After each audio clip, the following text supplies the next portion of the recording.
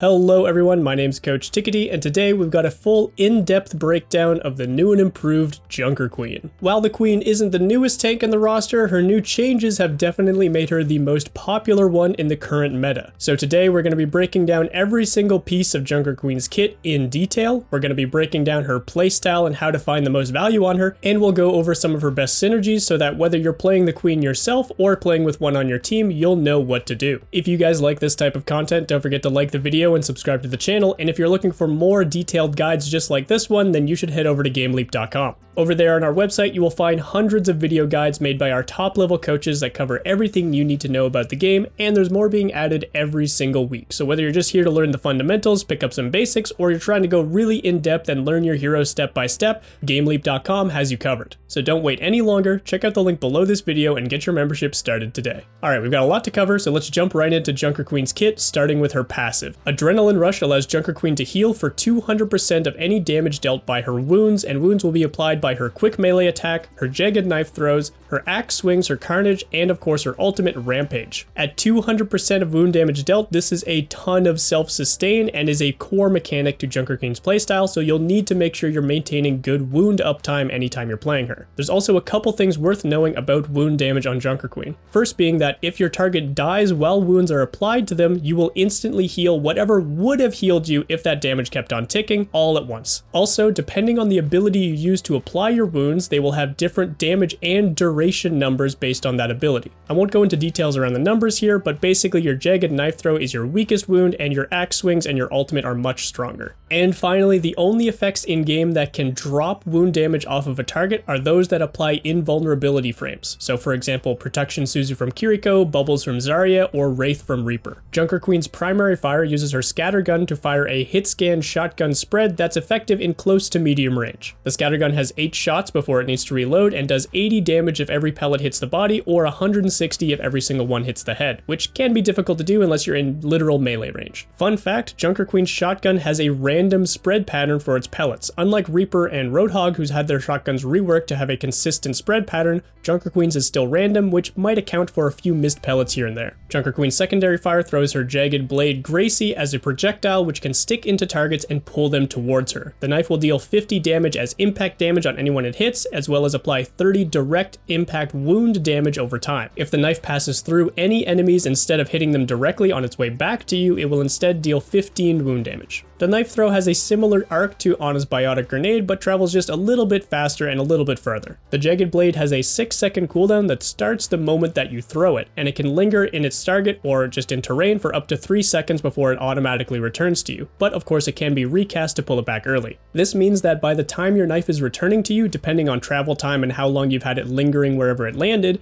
it could be as low as a 1-second cooldown before you're able to throw it again. If you do manage to hit an enemy target with your jagged blade, the recast will pull them exactly 10 meters towards your location, and this functions more like a Lucio boop than a hog hook. It's not a form of active hard crowd control, but it is great for displacing your enemies. The jagged blade is your main source of pick potential whenever you're able to hit a squishy target with it, as well as being able to maintain your wound uptime as often as possible because it has such a short cooldown. Junker Queen's next ability is Commanding Shout, which will apply 200 over health to yourself and 50 to any nearby allies, as well as apply everyone with a 30% movement speed buff. Keep in mind this is a much stronger ability for yourself thanks to that 200 over health, but it is still a decent tool for helping your allies survive some sticky situations. Commanding Shout has a 14-second cooldown, but that cooldown doesn't start until the effect of the ability has ended, which has a 5-second duration, meaning effectively Commanding Shout has a 19-second cooldown. That's a very long time, almost close to Baptiste's immortality field on a defensive ability. This is a very powerful tool, especially for Junker Queen herself, but if you use it too early, it's very easy to get punished without that movement speed or overhealth to rely on. So I would usually recommend saving this for mid-fight stabilization situations or when you know you're going to get good value from the movement speed aggressively. The Queen's next ability is Carnage, her giant axe that she swings. This will deal 90 impact damage and will apply a 40 damage wound with a range of 5 meters in front of her, a little bit shorter than Reinhardt's hammer. Carnage has a 1-second wind-up animation, so you need to make sure you're able to keep your enemies in close proximity until that damage comes through.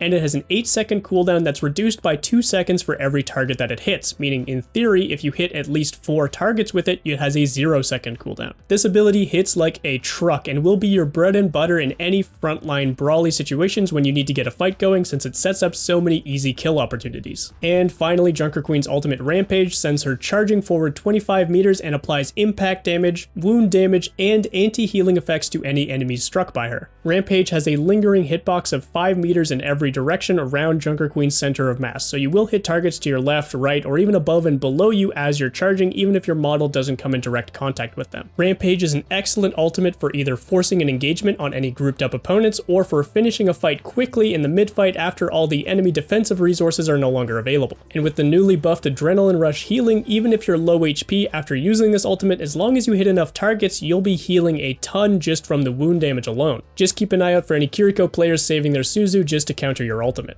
Alright, with the kit out of the way, let's start talking about Junker Queen's playstyle, starting with some important damage breakpoints. When calculating these damage breakpoints, I'm going to use 80 damage as our rough estimate for an average amount done by our primary fire with our shotgun, since that it doesn't account for any headshot damage or any pellets missing. Alright, our first combo that only requires having access to our jagged knife throw is when we hit a target at range, pull them towards us, hit them with a shotgun in midair, and then hit them with a quick melee as they land in front of us. This will deal 160 direct damage and apply 45 damage of wounds, meaning you'll need a little bit of extra damage to probably finish off these targets, either by hitting some headshots, a follow-up shot with your shotgun, or having your teammates finish the kill for you. Our next combo is going to be when we hit a target at range with our jagged knife, pull them towards us, and start swinging our Carnage swing as they're traveling towards us so that they get hit the moment they land in front of us. This will deal 140 direct damage and apply 70 damage of wounds, which should finish off most squishy targets if they're not getting healed, but you can also usually chase them down with your shotgun after this combo happens. Our next combo is going to rely on us getting up close to our targets without relying on the jagged knife throw. We're going to start with a Carnage swing into a full shot from our shotgun and then cancel that into a quick melee. This will apply 200 direct damage and 55 wound damage, so you should be able to one-shot most squishy heroes with this combo, provided you're able to get in range for that initial Carnage swing. The easiest ways to do this will be by hiding around corners where you know the enemy has to pass by you, or by using your commanding shout to get that 30% movement speed buff so that you can keep up with any squishy targets in the front line. So let's talk about an average game of playing Junker Queen and how you're going to find these combos consistently. Your first step is going to be making your way towards the front line so that you can start fishing for some big hits from your abilities, either your jagged knife throw or of course your Carnage swings. You will of course be prioritizing hits on squishy backliners who are susceptible to your one-shot combos, but even if they're out of reach or simply dodging your abilities, then you can always find good pressure just by dumping damage into the enemy tank, since it'll deny them from going all in against you and your team. Until you find those combo potential opportunities to go all in with, you should be looking to provide consistent pressure by using your shotgun in the front line and trying to hit as many targets with your jagged knife, even during its pullback, so that you can maintain wound uptime. Once again, the combos we're looking for are either to hit a squishy member with a jagged knife where we can pull them into follow-up damage range, or close the distance on them by hit them with a Carnage swing and then we can quickly finish the kill that way. If you ever find yourself getting locked up in the front line against an enemy tank when their backliners are in safe ranges or on high ground positions and things like that where you can't touch them, you should look to give up that frontline fight and force the enemy tank into a more aggressive position,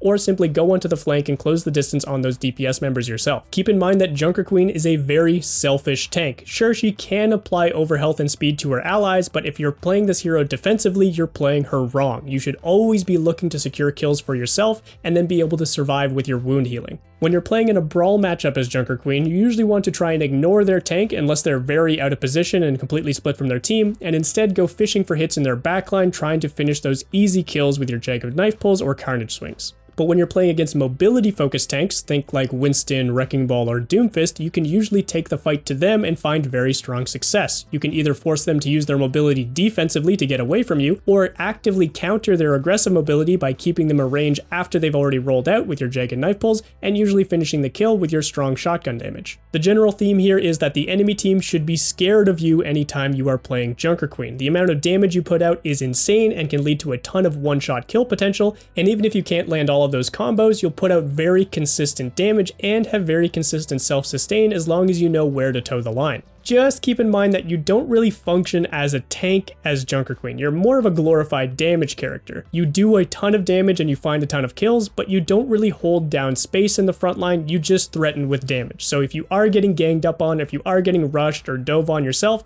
you are going to have to give up space. Just keep in mind that as long as you're alive, you are always putting out very strong damage. Alright, let's talk synergies. When it comes to DPS, Junker Queen pairs well with pretty much anyone in the cast, but I'll point out a few standouts here. An easy pairing is to play a long-range damage dealer like, say, Sojourn with Junker Queen, who can provide that consistent damage output that prevents enemy tanks from just walking all over you, and usually has the precision damage to help you finish off kills anytime you pull a squishy in with your jagged knife. Synergizing with any frontline utility with a hero like Mei makes Junker Queen's job incredibly easy. Since you don't usually function like a tank, adding some utility from the DPS line is usually a safe bet here. Especially when you're going up against an enemy brawl type tank, this matchup is free whenever you have a Mei on your team. And finally, my favorite pairing is to play Junker Queen with an aggressive flanker who can act independently of Junker Queen herself, say someone like Tracer. Junker Queen's biggest limitation is her lack of effective range and real mobility, so having independent DPS playmakers who can help control the map for you, help finish off long-range targets, is incredibly beneficial for a Junker Queen player. In the support line, there are two heroes specifically that I think function extremely well with Junker Queen, the first being Ana.